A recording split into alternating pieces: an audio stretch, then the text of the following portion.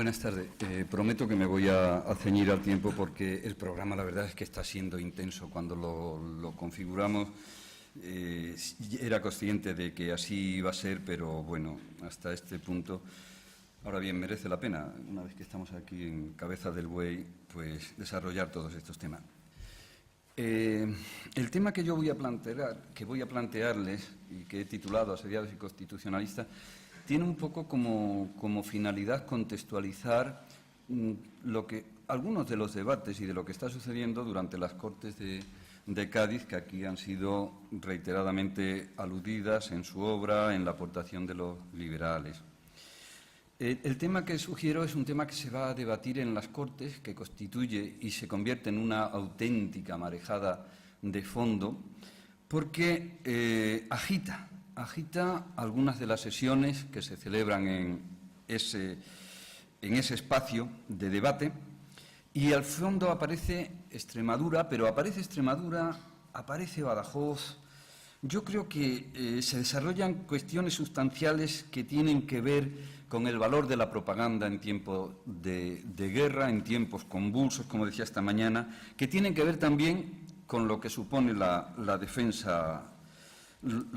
nacional, pero que al mismo tiempo entreveran una serie de reflexiones que trascienden a esa época y que afectan ya directamente a las memorias de los pueblos, a la historia, a lo que queda del pasado, a lo que retenemos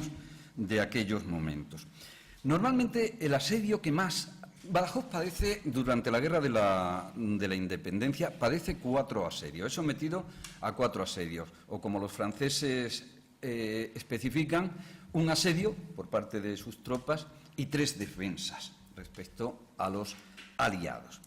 El asedio más conocido por ser el más brutal y decisivo es, lógicamente, el último, el de 1812, que concluye en la noche del 6 al 7 de abril de 1812 y en el que las tropas inglesas de Wellington, a base de un auténtico descalabro en todos los sentidos, de una tormenta de fuego y de una masacre sin contemplaciones, pues consiguen tomar Badajoz. Pero, con ser el más conocido, el más celebrado por los ingleses, el más celebrado también, y dedican todos los años algunas representaciones allí, igual que aquí nosotros a la batalla de la Albuera. Con todo y con eso, el asedio más importante de los que sufre Badajoz, equiparable desde mi punto de vista y superior en muchos aspectos a otros que tuvieron lugar por esas fechas y en años anteriores, es el asedio que culmina el 10 de marzo de 1811 ante las tropas de nuestro conocido, el gran duque de Dalmacia, el mariscal Jean de Dieu Soult. Pero me van a permitir que antes de que les explique, como les digo, de una manera muy sintética,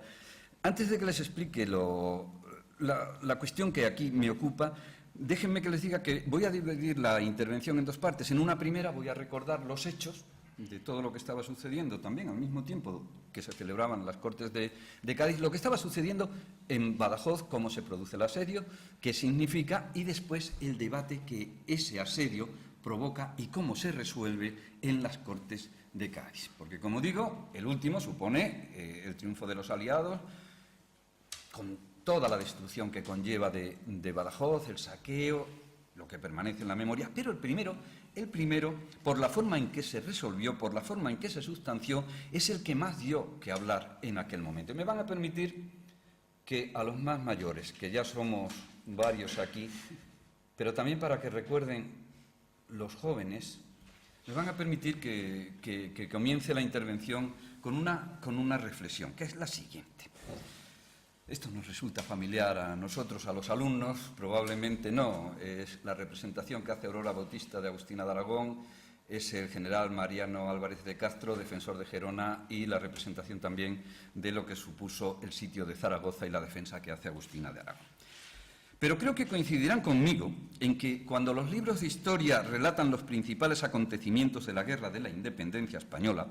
no suelen mencionar o lo dejan en un apartado, o al menos así no se nos enseñaba a nosotros en la escuela. Yo recuerdo las representaciones que hacía el maestro de todo lo que había sucedido en la Guerra de la Independencia, al igual que ese maestro que recrea a Landero en El cuento y la vida para la Guerra Civil, pero nunca salía el asedio de Badajoz a reducir. Pero hasta el punto de que esos asedios que padece la ciudad del Guadiana fueron decisivos desde la perspectiva de la guerra, pero acaparan un peso simbólico muy inferior con respecto a los que se produjeron en Zaragoza o Gerona y de los que tienen aquí testimonio. Son asedios que, según Gómez Villafranca, al que se ha referido Juan García, la atormentaron a la ciudad sin glorificarla, pero que tuvieron un papel esencial, como vamos a ver, en el modo de resolverse la guerra contra Francia y que la tradición erudita decimonónica del liberalismo decimonónico lo recogió también en un lugar destacado de la narración. Es el caso, como escribe José Canga Argüelles, de que día vendrá en que, desapareciendo las ruines pasiones que hoy agitan a los émulos de nuestras glorias, refiera la historia lo que en los años corridos, desde el de 1809 al de 1812, hicieron los españoles en los puntos que ocupaban los franceses sobre las fronteras del Portugal. Del primero de los sitios, el que se produce entre el 26 de enero y el 10 de marzo de 1811, así como de los ecos provocados por el modo tan particular en que se solventó, tratan estas someras reflexiones que no pretenden sino aportar, como les decía, una síntesis de lo ya conocido, darles alguna información nueva y también el modesto punto de vista de quien las expone a propósito de un tema con múltiples aristas y sobre el que se han vertido ríos de tinta. En 1807, Emilio Laparra lo recordaba esta mañana, Portugal planteaba para Napoleón Bonaparte una serie de problemas que había llegado el momento de resolver. Como aliada de Inglaterra, se oponía en Europa al sistema continental, al tiempo que facilitaba a aquella la apertura de nuevos y lucrativos mercados en Brasil. Venía a sumarse a esa eventualidad la flota, que se encontraba anclada en el estuario del Tajo, objeto de codicia, lógicamente, por parte del emperador de los franceses tras la derrota de Trafalgar, y la circunstancia de que la Armada británica utilizaba el puerto de Lisboa como base para sostener las operaciones en el Mediterráneo y los bloqueos de las ciudades de Tolón y Marsella, según David Sandler. Su conquista, la conquista de Lisboa, solo posible por tierra en este contexto, era del todo punto necesaria si quería hacerse realidad los planes de expansión que había concebido Napoleón y en los cuales entraba de lleno no España, sino la península ibérica en su conjunto. Decidido a poner remedio a esa situación, el Corso, en agosto de 1807, crea el primer cuerpo del ejército girondino de observación que pone a las órdenes del general Junot. Ese ejército cruza el Bidasoa el día 18 de octubre con órdenes de invadir Portugal y, con la ayuda de contingentes españoles, repartirse el país tal como habían acordado, y a ello se refería Emilio Laparra también en una conversación ayer, Napoleón y Godoy en el Tratado de Fontainebleau. El 12 de noviembre avistaba ya el ejército Salamanca y una semana después se disponía a cruzar la frontera por Alcántara. El 30 de noviembre, Junot entraba triunfal en Lisboa, después de que el rey João VI embarcase para Brasil. Al año siguiente, en julio de 1808, es el gobierno británico quien envía a la península a Sir Arthur Wellesley, a Lord Wellington, para hacerse cargo de la ofensiva y devolver a los franceses en su espalda el golpe que les estaban dando a ellos en el continente. Jean de Dios Sul, duque de Dalmacia, anota en sus memorias que Portugal, para aquel entonces, se había convertido en el teatro principal de los acontecimientos. De ahí que considerara la operación de la conquista de Extremadura como de extrema necesidad y que calificara la conquista de Badajoz, en concreto, como la empresa más importante de cuantos esperaban al ejército francés en los territorios de las fronteras con Portugal. Badajoz era, en aquel momento, la capital y el centro estratégico de la antigua provincia frontera de Extremadura, era el acuartelamiento de su ejército, ciudad-fortaleza, plaza de primer orden, según aparecen las descripciones de aquellos tiempos, y una de las barreras de España por la parte de Portugal, si no la más importante, sí la que en aquel instante resultaba de mayor valor estratégico. Situada a 40 leguas de Sevilla, a 36 de Lisboa y a 70 de Madrid, según los cálculos del ingeniero militar francés Lamarck, que tuvo un papel importantísimo en la conquista primero y defensas posteriores de Badajoz, junto con Ciudad Rodrigo asumía la condición de emplazamiento clave para asegurar la vigilancia de la frontera entre España y Portugal. Constituía el principal baluarte de la gran ruta de Elvas y el nudo gordiano de un sistema de fortificaciones que se había afianzado en Portugal tras la independencia de aquel reino. Sin dominar este bastión, Badajoz, la conquista de Portugal no tenía posibilidades de éxito para los franceses. Para los ingleses, controlar la ciudad franquearía el paso de sus ejércitos hacia la península junto con la otra gran ruta que unía Almeida con Ciudad Rodrigo y custodiaba el fuerte de la Concepción, pero que era menos practicable en términos de intendencia y de logística para el ejército. Badajoz, además, 2 días después de ser tomada por los franceses en 1811, es reflejada por Sabrier, jefe del escuadrón del Cuerpo de Ingenieros Geógrafos del Ejército francés, es reflejada en ese diario como un núcleo importantísimo por su proximidad con las plazas de Elvas, Olivenza, ese es el nudo gordiano al que me refería, Elvas, Olivenza, Juromeña, Campomayor y Albuquerque, que en un sistema de defensa tipo Boban es algo de primer orden y de una gran importancia logística y estratégica, como decía además. Badajoz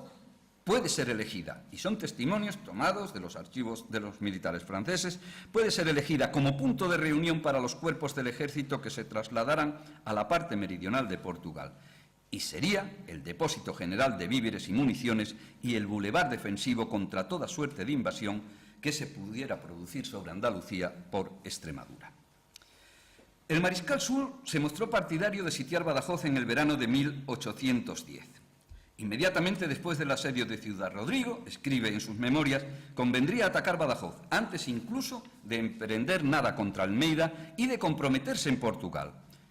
Son palabras textuales suyas. Si entramos en Portugal antes de tomar Badajoz, nos veremos obligados a volver para atacar en toda regla a esta plaza. Si se toma de una vez, la expedición de Portugal estará asegurada. Si no, resultará incierta. Convencido de ello, a primeros de enero de 1811, emprende desde Sevilla los preparativos, porque él era el jefe del Ejército del Sur y la sede estaba en Sevilla, emprende los preparativos que desembocarían en el sitio de Badajoz y que iría precedido de la toma de Olivenza como plaza de apoyo para desde ahí asegurar la toma de Badajoz. Los franceses llegan a las inmediaciones de Badajoz por 2 rutas, por los caminos de la Albuera, una parte, y por Olivenza, otra, tras haberla tomado y someterla a un asedio que duró muy poco tiempo.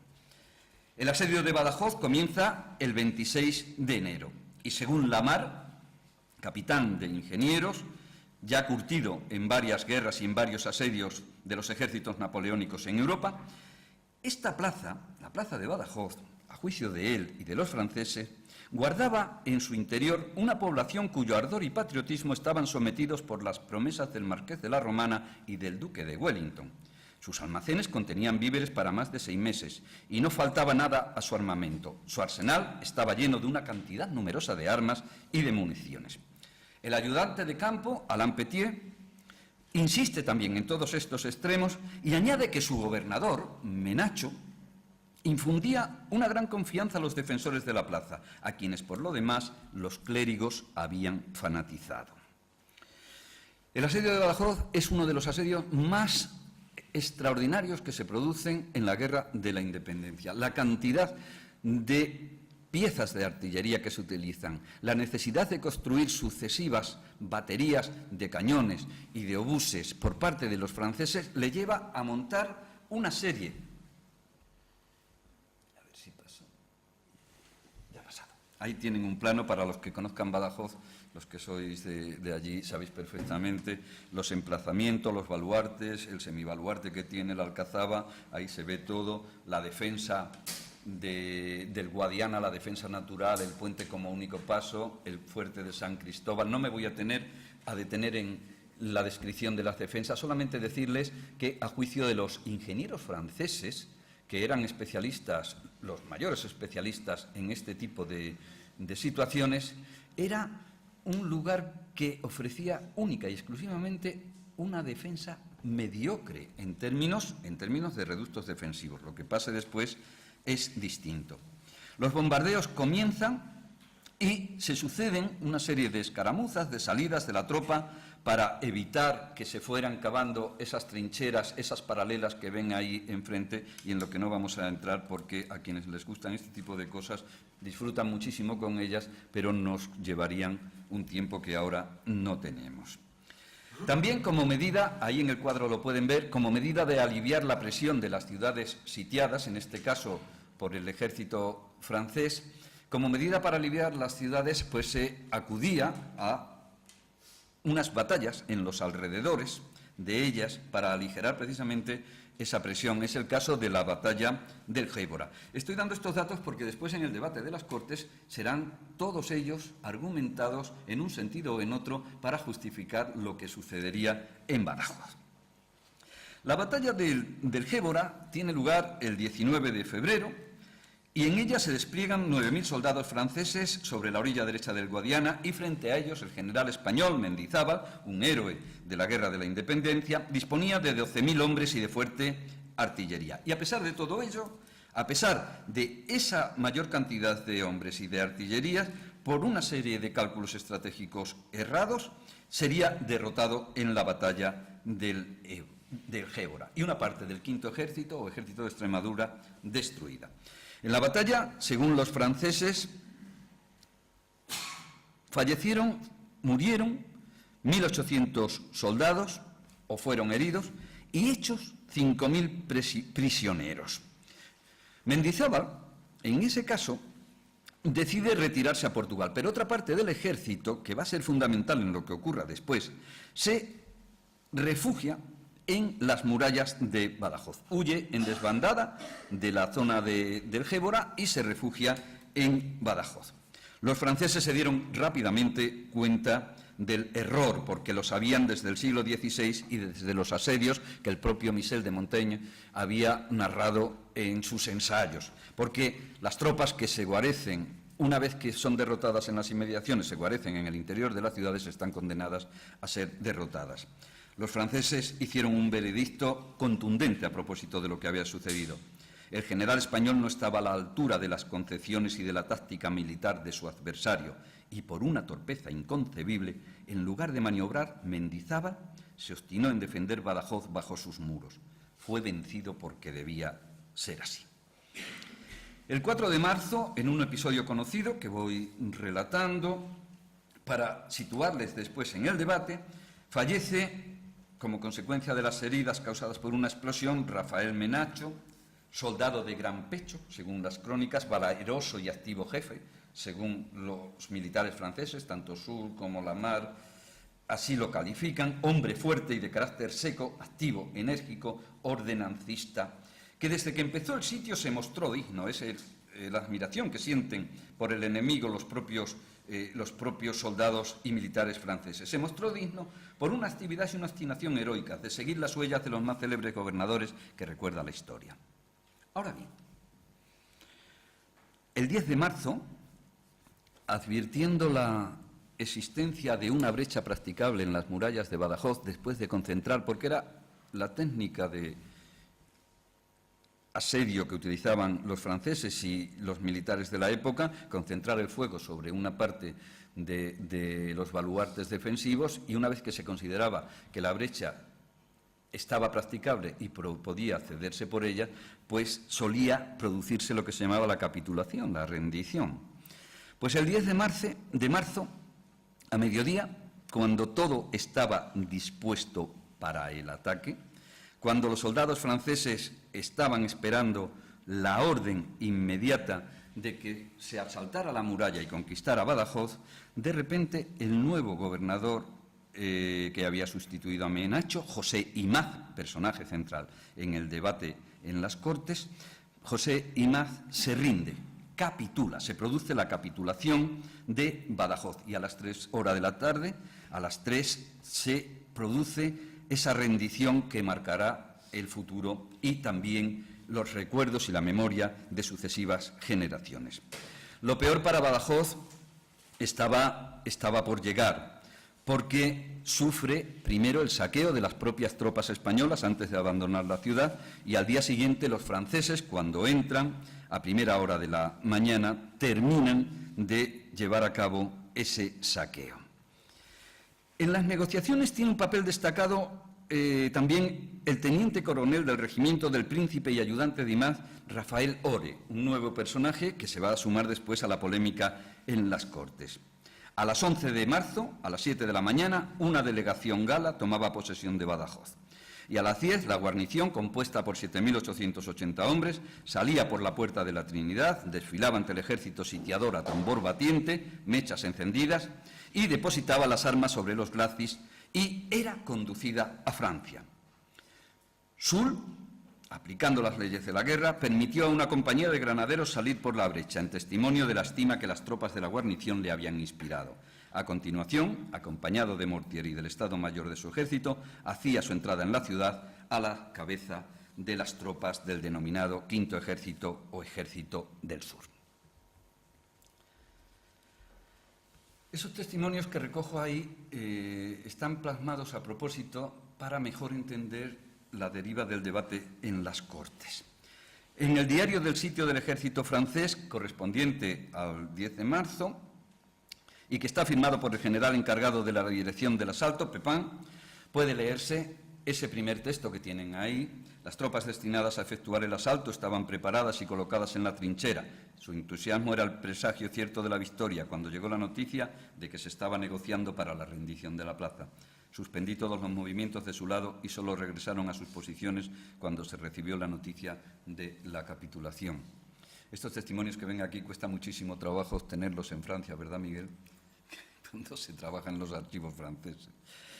por cómo funcionan aquellos archivos. Más tarde, Leguy, comandante en jefe de ingenieros, añade: todas las disposiciones estaban hechas, no se esperaba más que las últimas órdenes cuando la plaza capituló, para sorpresa de todos estos militares franceses. La guarnición está prisionera de guerra y será conducida a Francia. Ha desfilado el 11 ante sus excelencias los mariscales duques de Dalmacia y de Treviso y ha dejado las armas sobre los glacis. En el rapport, en el informe al emperador del 12 de marzo de 1811, Soult anotaba: Señor, la plaza de Badajoz está sometida a las armas de vuestra majestad. El 10 por la tarde la guarnición capituló en el momento en que iba a ordenar el asalto. La brecha era practicable. Este es uno de los elementos del debate, si era o no practicable la brecha. ¿Por qué se había capitulado si según unos sí lo era y según otros no lo estaba? El balance es que se hacen después de la batalla del Gébora y hay que sumarlos otros 7.155 prisioneros, de los cuales 512 eran oficiales, con lo cual quedaba reducida la oficialidad prácticamente a nada. Había más de 1.100 enfermos y 9.000 prisioneros, según unos 7.000 y algo, según otros 9.000, venían a sumarse en total con los prisioneros. Además, al entrar en la ciudad, consiguen 162 piezas de cañón, 80.000 libras de pólvora, 300.000 cartuchos de infantería, etcétera, etcétera. Soult, como tienen ahí, y no les voy a leer para no perder más tiempo, pues da por concluida la operación y Wellington, en cambio, se lamenta amargamente al gobierno inglés diciendo que la caída de Badajoz había alterado por completo la situación de los aliados. El caso es que desde el 11 de marzo, cuando ya entran las tropas en Badajoz, 4.000 fanáticos de la guerra, según las crónicas también de la época, 4.000 militares franceses, fanatizados los españoles por los clérigos, pero fanatizados por el desarrollo de la guerra los franceses, se encierran entre las murallas de Badajoz. Y eso tiene un reflejo en las Cortes de Cádiz. Ahí es donde se producen lo que yo he denominado los ecos patrióticos de una capitulación extemporánea. El asunto más espinoso del primero de los sitios sufridos en Badajoz, y con eso paso a la segunda parte, es la rendición y los términos en que esa se produjo. La rendición de Badajoz, escribe Charles Dyle, fue un asunto extraño. La ciudad disponía de abundancia de provisiones y su guarnición aún se hallaba en buena forma. Ronald Fraser coincide en que tras 5 semanas claudicó mansamente el 10 de marzo, aunque tenía hombres y provisiones suficientes para haber opuesto una resistencia mayor. El conde de Toreno, los liberales del siglo XIX, fue muy crítico con la actitud de quien consideraba el principal responsable de lo ocurrido, que no era otro que el gobernador militar José Imaz.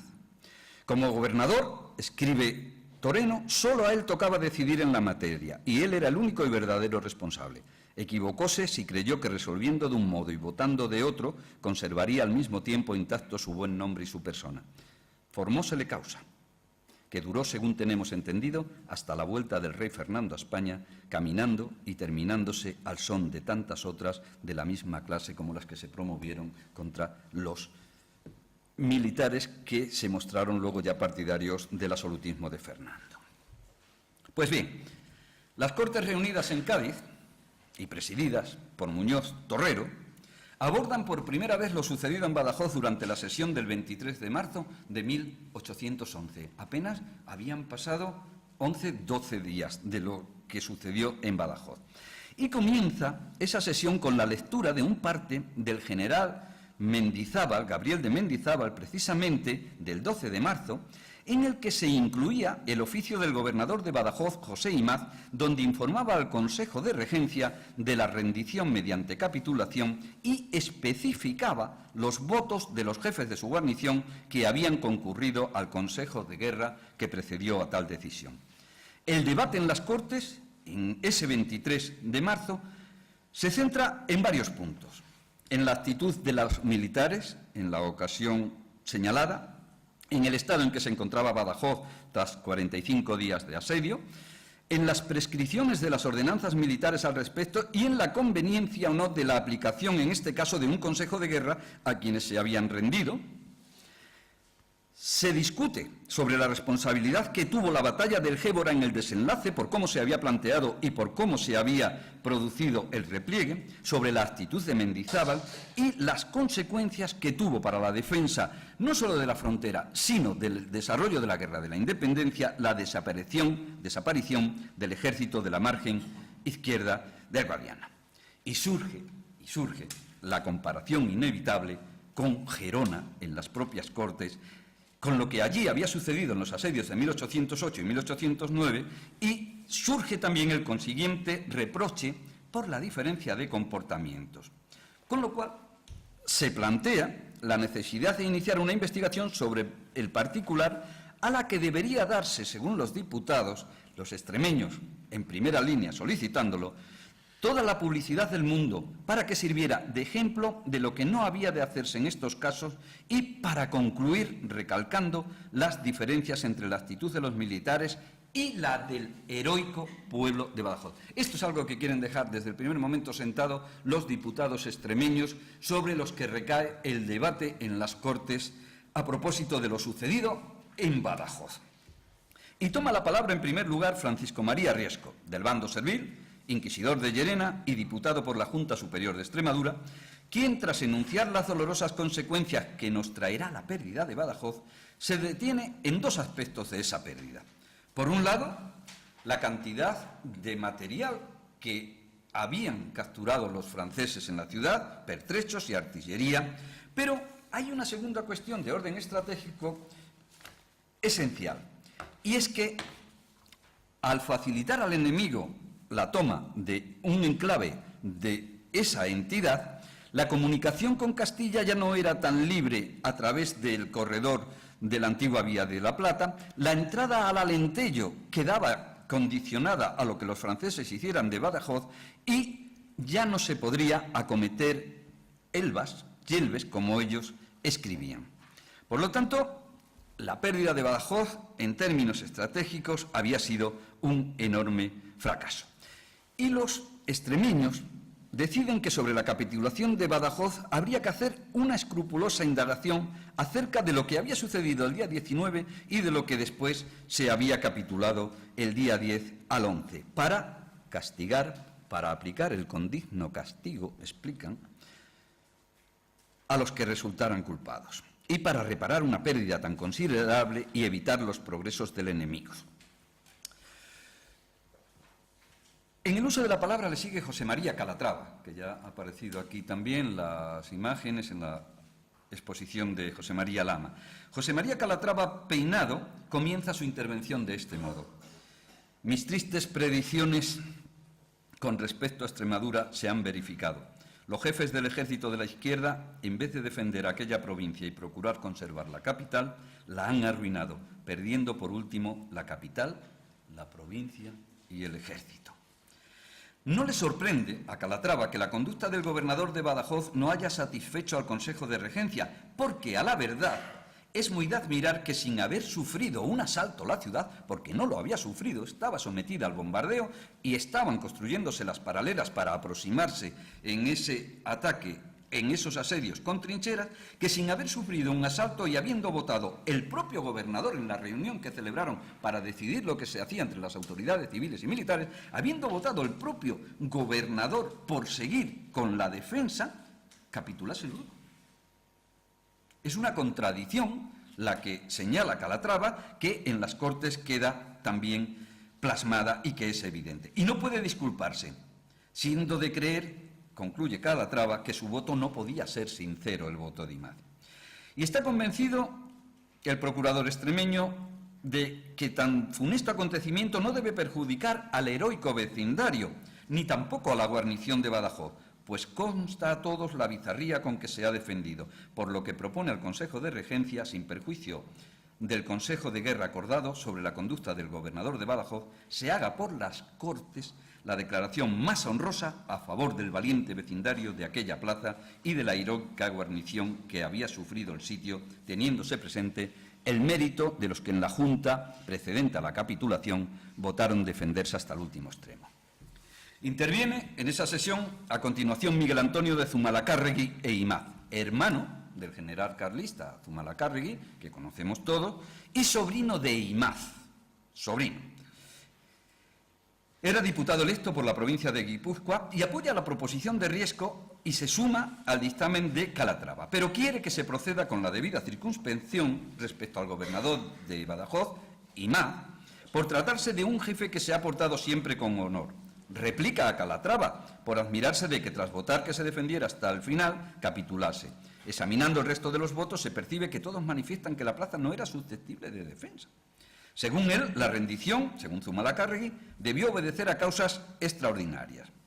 Diego Muñoz Torrero, que estaba también presente en las sesiones, apoya la proposición de la investigación que había sugerido Riesco para liberar al pueblo de Badajoz de la culpa de haberse rendido y hacer recaer sobre quien verdaderamente tomó aquella decisión. Agustín de Argüelles y Álvarez González, representante de Asturias en Cádiz, apoya también la proposición de Riesco y se extiende sobre la publicidad demandada por Muñoz Torrero porque juzga indispensable que semejantes asuntos tengan toda la que pueda dársele. Manuel Mateo de Luján y Ruiz, diputado por la provincia de Extremadura, recuerda que en la acción del 19 de febrero concurrieron muchas causas. Se dice que hubo una deserción inmensa y que los soldados, aparentando ser vencidos, abandonaban las filas a centenares. Evaristo de Pérez de Castro y Colomera, por la provincia de Valladolid, comienza con rotundidad su exposición. A mi entender, la pérdida de la plaza de Badajoz quedó como decretada el desgraciado día de la mal perdida acción del 19. Felipe Aner de Esteve, por el Principado de Cataluña y que ya ha aparecido aquí esta mañana en la exposición de Juan García, manifiesta: nada diré en orden a la rendición de la plaza de Badajoz, porque siempre, en mi concepto, fue prematura. Domingo Dueñas y Castro, por la provincia de Granada, insiste en la necesidad de dar a este desgraciado suceso publicidad, insertando en la Gaceta de la Regencia la capitulación y los votos que la hicieron posible, aunque no sea más que para calmar en parte el justo dolor que la pérdida de esta plaza debe haber causado a los buenos españoles. Y añade, esto es lo importante, que a continuación de esos votos se mande poner una breve relación de la situación de Gerona al tiempo de la rendición, dado que se alegaba para la de Badajoz únicamente que estaba abierta la brecha, pero nada se concretaba de la falta de víveres, de las enfermedades, ni otra razón alguna. Allí, en Gerona, unos meses antes de la rendición, no solo había brecha abierta, sino que no había murallas. Era tal la escasez de víveres que a veces solo comían trigo cocido. A los enfermos se les daba, cuando la había, una poca carne de burro. Si Badajoz hubiera resistido 4 días más, se hubiera librado. Así pido que a la capitulación y votos indicados se añada un resumen, y es textual el final, de la situación de Gerona en su rendición. El tema vuelve a salir en la sesión del 25 de marzo y después en la sesión del 26 de marzo, cuando se lee una representación de la Junta de Extremadura, fechada en Valencia de Alcántara, que era cuando se encontraba en esos momentos allí, el 14 de marzo, en la que se exponen los males de la provincia y cómo estos se habían agravado con la rendición de Badajoz. El contraste entre lo sucedido en Badajoz y la resistencia numantina que opusieron Zaragoza o Gerona movería al mes siguiente a la regencia del reino a expedir el 13 de abril un decreto cuyo tenor y desarrollo es el que tienen aquí, pero por el cual se facultaba a que en caso de que alguien no quisiera resistir, los inmediatamente superiores fueran cogiendo el mando hasta el último militar que quisiera responder a los asaltos o a asedio por parte de los ejércitos napoleónicos. No podía permitirse que lo que había sucedido en Badajoz se generalizara, porque era un mensaje lanzado no solo al ejército, sino también a la población, a esa población levantada en armas que estaba luchando contra el ejército invasor. Me quedan 10 minutos, que son los que me quedan también para terminar. Sí. Tiene usted todo el tiempo del mundo. Sí, vamos bien. En la liturgia... Jacinto Marabel Matos, que es un erudito y extremeño, tiene unos trabajos muy interesantes sobre lo sucedido a propósito de esto. Escribe que en la literatura de todos los países combatientes la felonía de Imaz quedó grabada para siempre en el imaginario popular colectivo.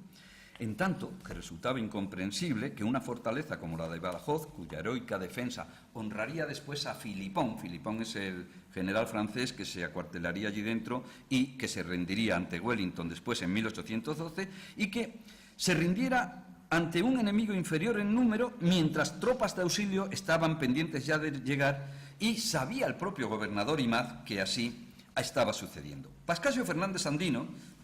del que no sabemos nada más que era natural de Badajoz, ya dio los primeros síntomas del alarma de que esto no era natural. «Oh cobarde Imaz», dice en un escrito que se conserva, «¿acaso tu suerte será más feliz que la de un prisionero? Si permaneces aún en Badajoz», porque no sabían dónde se encontraba, «la próxima reconquista de esta plaza hará que caigas en manos de los honrados españoles. O si vas huyendo a Francia, tal vez serás presa de alguna partida de patriotas, como otros hijos espurios de la España. Tu negra sangre vertida en un cadalso apenas podrá lavar tu parricidio». Tu patricidio. El coronel Ore, por su parte, fue apresado junto al brigadier Imaz cuando ambos caminaban a Madrid como prisioneros y sin escolta. Ahora bien, lejos de mostrar arrepentimiento o moderación por su conducta, por su rendición, Ore publica el 6 de agosto de 1811 en el periódico, en el Redactor General, publica un alegato cuando se encontraba prisionero en la isla de León, y en ese alegato dice que podría suceder que cuando se vea la causa, el pueblo de Badajoz, que había sido tenido hasta ese momento por muy bravo y patriota, apareciera como despreciable a los ojos de toda la nación. Inmediatamente que se conoce lo publicado, los diputados extremeños en corte redactan la contestación por la provincia de Extremadura al aviso publicado por el coronel don Rafael Ore en el número 53 del Redactor General, y que se imprimen allí en Cádiz el 22 de septiembre de 1811 y firman Calatrava, Fernández Golfín, Manuel María Martínez, Juan María Herrera, Gregorio Laguna y Francisco María Riesco. Ellos consideran que lo aparecido en el aviso es una ofensa a Extremadura y una infamia en toda regla para el vecindario de Badajoz. La ofensa, además, se hacía, para asombro de todos, contra los fieles y desgraciados vecinos de Badajoz, escarnecidos en su infortunio por uno de los que más contribuyeron a causarlo. Los habitantes de Badajoz, incluso en manos de los franceses, estuvieron siempre al corriente de todo lo que sucedía en Cádiz, procediendo a las informaciones que llegaban a los diputados de los documentos, pero también de testimonios de personas que se refugiaron allí tras la capitulación. Todos pretendían dar a conocer las circunstancias que mediaron para que se conozca si es el pueblo o son otros los culpables. Que este es el asunto que se dirime aquí. ¿A quién corresponde la responsabilidad de Badajoz? Los diputados extremeños redactan con las informaciones que les dan los pacenses que llegan allí a Cádiz, redactan esa contestación y reflejan en ella las actitudes del vecindario. Un vecindario que alimentaba a los soldados, que entregaba granos, que entregaba dinero, ropas, sábanas, colchones para los heridos, utensilios para el servicio del hospital, lanas para las fortificaciones. Un vecindario que además, según los testimonios, gratificaba a los soldados que se exponían a los mayores riesgos en la defensa contra los franceses, que premiaban a los artilleros que acertaban con sus tiros. Unos vecinos también de Badajoz que realizaban los servicios necesarios para la vigilancia de la plaza, otros custodiaban el ganado, algunos se empleaban en las obras de fortificación para recuperar y recomponer lo que destruían los fuertes bombardeos de esas baterías francesas de obuses y cañones, otros empedraban las calles, otros montaban patrullas y otros participaban directamente de las milicias urbanas que estaban formadas, como se sabe, por labradores, menestrales y jornaleros. Los informantes, todos los que aportan, por tanto, datos a los diputados extremeños en Cádiz, manifiestan un no disimulado reproche hacia los jefes militares por la desacertada dirección de algunas operaciones y por el comportamiento de parte de la soldadesca. Los diputados extremeños que firman la contestación para justificar la conducta de Badajoz tras su capitulación son los primeros convencidos. Es la batalla de la propaganda, es el hecho de que no puede aceptarse esa rendición para que no cunda como ejemplo. Son los primeros convencidos de que la rendición de la plaza tampoco puede atribuirse a mal estado de las tropas de la guarnición, ni a falta de recursos y de defensa. Todos coinciden en que Badajoz estaba preparada para resistir un asedio durante bastante más tiempo del que duró y esperar, que era lo que sucedía cuando se sitiaba una plaza, esperar a que vinieran tropas para liberarla. Badajoz tenía una fuerza efectiva de 9.756 hombres, mientras que los franceses tenían 9.000 y, según los diputados extremeños, se pudo haber hecho mucho más. No faltaban víveres, contabilizan exactamente y anotan todas las raciones que había y todas las fanegas de trigo, de cebada, de avena, de habas, de arroz, de bacalao, de tocino, y a esas cantidades se añaden también las arrobas de aceite, las fanegas de sal, más todos los embutidos del tiempo de la matanza y una serie de acopios que había hecho el general Menacho por valor de 400.000 reales y que unos días antes de su muerte había introducido en Badajoz. Tampoco las defensas de Badajoz estaban para rendirse. Se encontraban intactas las de la plaza y, salvo la cortina de Santiago de San Francisco y la brecha abierta ahí, no era practicable todavía a juicio de todos los vecinos de Badajoz. Los mismos franceses decían, después de tomada la plaza, que no se había pensado ni hubieran podido asaltarla, y aún aseguraban algunos que se trataba de levantar el sitio y retirarse a los 2 días, por lo que siempre quedará la sospecha de que hubo una especie de empeño y apresuramiento, según los diputados extremeños, en capitular. Según estos diputados, el comportamiento de la primera autoridad fue, como mínimo, desconcertante, el comportamiento de Imaz. Imaz manifestó su opinión de que no se capitulase y, sin embargo, capituló. Soy de parecer, dijo, que a fuerza de valor y constancia se defienda la plaza hasta perder la vida. Él votó, en la reunión que tuvieron previa a la capitulación, votó porque se defendiera la plaza hasta el final.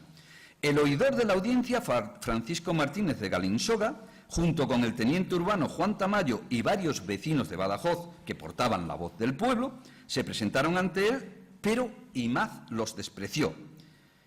Puso en estado de alerta parte de la tropa en previsión no del ataque de los militares franceses, sino en previsión de posibles incidentes que se produjeran en Badajoz como consecuencia de no aceptar, como no aceptaron, la decisión del gobernador. Por otra parte, el gobernador de Elvas había avisado al de Badajoz de que llegarían pronto socorros y estaban convencidos los diputados de que una resistencia de pocos días más hubiera salvado la plaza, la provincia y aquella preciosa guarnición. Termino. Los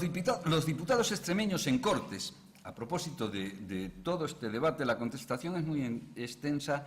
y, desde luego, refleja perfectamente lo que sucede en Badajoz, contrastándola con lo que informan los militares franceses. No hay una contradicción, sino que todo el mundo piensa que fue una rendición fuera de tiempo, una rendición extemporánea de la cual se quiere culpar a los vecinos de Badajoz para eximirse, por tanto, los responsables que la habían firmado. Lo cierto es, según los diputados extremeños, que la plaza de Badajoz se rindió cuando podía y debía defenderse. Y no hay a qué atribuirlo, sino a que no se quiso o no se supo defenderla. La opinión pública decimonónica siempre pensó que fue prematura y criminal la rendición de aquella plaza. Los liberales así lo manifestaron en sus escritos, por lo que se consideró que habían de buscarse los responsables de aquel acto deshonroso. Responsabilidad que desde el primer momento nunca, según los diputados extremeños, nunca recayó en el pueblo de Badajoz.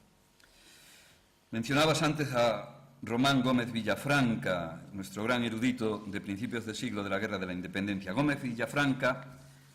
escribe algo que yo creo que resume el pensamiento de cuantos vivieron en aquella acción o cuantos vieron en aquella acción algo sorprendente y que se apartaba de los cánones al uso de la guerra.